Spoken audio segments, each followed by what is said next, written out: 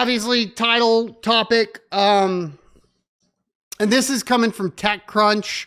There is a new AWS service that allows customers to rent NVIDIA GPUs for quick AI projects. Kind of similar. Obviously, we already have this available with things like Vast AI, Salad, etc. But more and more companies are running large language models which require access to GPUs. The most popular of those by far are from NVIDIA, making them expensive and often in short supply. Renting a long-term instance from a cloud provider when you only need access to these costly resources for a single job doesn't necessarily make sense. Now, the thing is like they're kind of ignoring the fact that you don't have to rent long-term with some of these smaller options like Vast, right? But to help solve that problem, AWS launched Amazon Elastic Compute Cloud capacity blocks for machine learning today, enabling customers to buy access to these GPUs for a defined amount of time, typically to run some sort of AI-related job, such as training a machine learning model or running an experiment with an existing model. Quote, this innovative new way to schedule GPU instances, which isn't really innovative, they're just stealing it from smaller companies, obviously, like all of these large companies do, where you can reserve the number of instances you need for a future date or for just the amount of time you require. Chenny Yun wrote in a blog post announcing the new feature. Excuse me. The product gives customers access to NVIDIA H100 Tensor Core GPU instances in cluster sizes of 1 to 64 instances with 8 GPUs per instance. They can reserve time for up to 14 days in 1-day increments up to 8 weeks in advance. When the time frame is over, the instances will shut down automatically. The new product enables users to sign up for the number of instances they need for a defined block of time, just like reserving a hotel room for a certain number of days, as the company put it. From the customer's perspective, they will know exactly how long the job will run, how many GPUs they'll use, and how much it will cost up front, giving them cost certainty, which I think is probably beneficial, right? For Amazon, they can put these in-demand resources to work in almost an auction kind of environment, assuring them a revenue, which is what is currently in place, obviously with like Vast, etc. The price for access to these resources will be truly dynamic, varying depending on supply and demand, according to the company. As users sign up for the service, it displays the total cost for time frame and resources. Users can dial that up or down depending on the resource appetite and budgets for agreeing to buy. It's pretty crazy. I mean, it would be interesting to get like API data and seeing if you could pull that in arbitrage between services like Vast and AWS. That would be pretty fun in general to do, but that probably won't last long, right? Like as soon as somebody figures that out, that'll be done for in like a day. But it's like one of those things like right when Chlor came out, or Vast, you were able to arbitrage mining and make a ton of money for a little bit. I think that was like Thanksgiving of 2023, where like it was just ridiculous the amount of money you could make off of leveraging those things. But then it lasted for like 4 days and it went away, right? And I think it's probably not it's not going to be a long-term thing to chase, just a fun idea. I think this is going to have significant impact on these smaller companies like Vast AI, etc., especially since they are effectively stealing the business model. If it was like a typical AWS instance where there was a set price and it was overpriced per usual, then it would be, you could say, well, there can be competition, but this is kind of what these large companies do. I mean, you take a look at like Uber, where the prices were way cheaper than taxis, and then they put all the taxis out of business, and then they started, reducing the amount they pay drivers and increasing the amount they charge consumers once they had control of the market. And I'm sure because that is such a common business plan, that it will be exactly what Amazon does, right? They will be price competitive in the AI GPU rental space until they put everybody out of business, and then they'll jack up their prices just like the rest of their instances, and you won't have another option. It's something that's a problem in the United States, and with, obvious unbridled capitalism, I should say, as well. In general, it's been a problem for a long time. I'm not sure how we resolve it. I've always said this, it's not necessarily how intelligent you are that determines your financial success, but how much you're willing to compromise ethically and morally that determines your financial success. And that just seems to prove out true over and over and over again, unfortunately.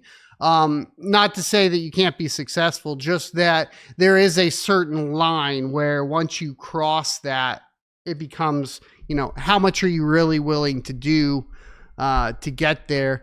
And if you have a lot of upstart, it's the same thing that Microsoft did with the Xbox. It's the same thing Sony did with Blu-ray on the PlayStation 3. It's like you give this product, you have the ability, because of how large your company is, to undercut everybody else, force them out of business, and then you jack the prices up when you're the only available option. The good news is, I think in this particular case, you will have, other services enter the market. I would assume you'll have a GPU rental service come from Azure. And remember, Azure used to be really cheap. That was crazy. 2016, when they started coming into, I guess that's really when they had their big push. 2015, 2016, somewhere around there. If you guys are in the IT space, you'll remember, they were throwing out and giving away Azure credits left and right. And once they were established and kind of got the amount of customers they need, they jacked the prices up, right? And Google has done the same thing as well. So, once they have their set of customers in the market, so there's the new customers you got to onboard, right? And there's only a max, let's say, with AI rentals, we're at, let's just say we're maybe 50% of the market. I'm just going to throw a random number out there, right? Let's say the cap, theoretical 100%, you have the full amount of clients that you could ever have. Right now we're at halfway, right? So there'll be competition for bringing on all the new users between that 50% and the 100%.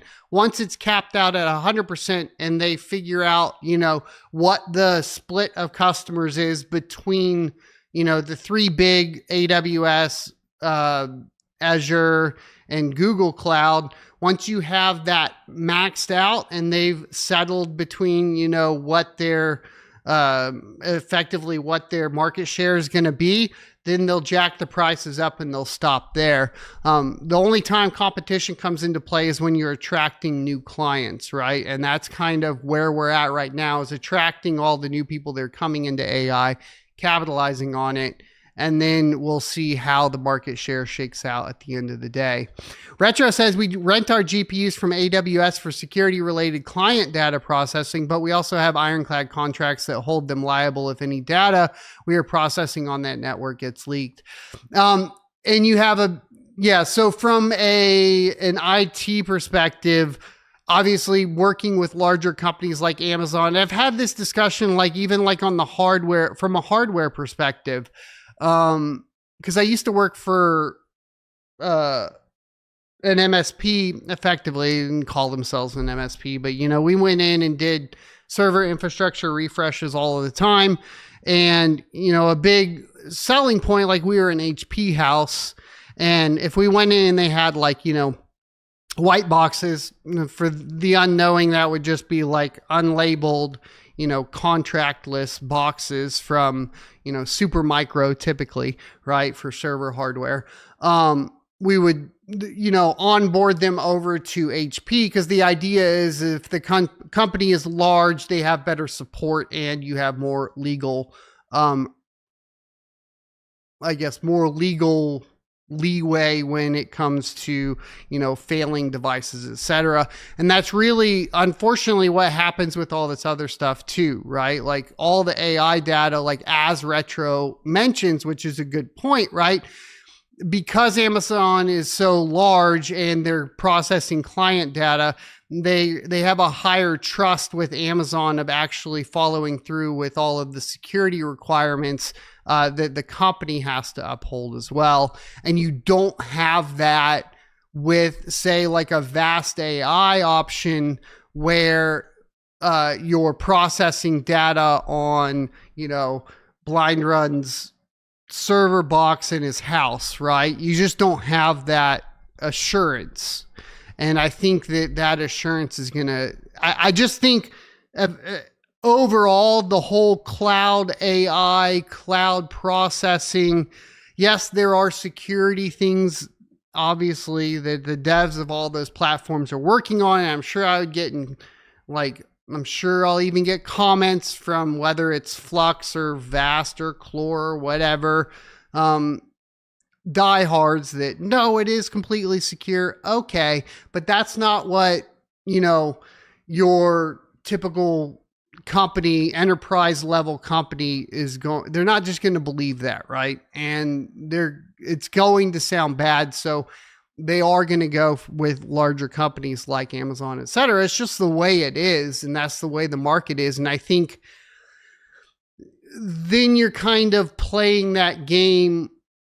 It's like the Bitcoin mining game, right? Like you used to be able to mine from home and be profitable, but as it scales up and up and up and becomes legitimate business, all of that stuff goes away, right? And I think that will go away faster with AI than it did with GPU mining. So while there was this idea of let's convert GPU mining rigs into either AI workload rigs and or some sort of cloud hosting platform, with like the Octo miners that partnered with Flux. Really cool tech, really awesome, fun stuff to play with, right? Don't get me wrong. But the practicality of it from a scaling perspective, it just isn't there when you have these large players, right? It's like if you wanted to go out and start a server hardware company competing with HP and Dell, etc.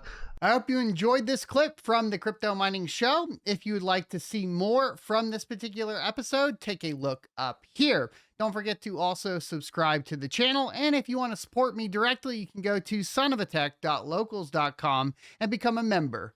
Thanks for watching, and I will see you next Tuesday.